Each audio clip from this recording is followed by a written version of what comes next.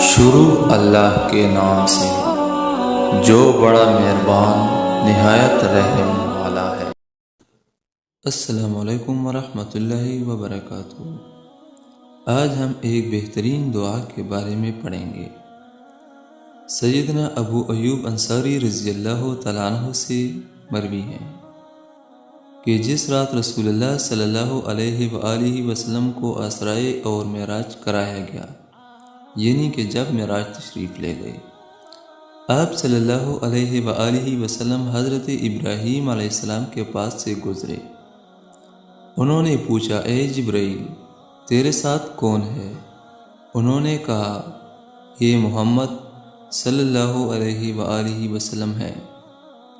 حضرت ابراہیم علیہ السلام نے کہا، اپنی امت کو حکم دینا کہ وہ جنت میں زیادہ سے زیادہ پودے لگائے، پس بے شک اس کی مٹی پاکیزہ اور زرخیز ہے اور اس کی زمین وسیع ہے۔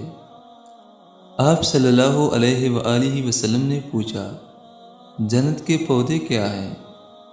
حضرت ابراہیم علیہ السلام نے بلکہ انہوں نے کہا، لا حول ولا قوت الا باللہ۔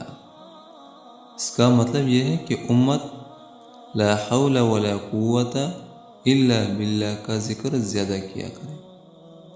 اللہ تعالیٰ اس پہ عمل کرنے کی توفیق نصیب عطا فرمائے۔ آمین ثم آمین۔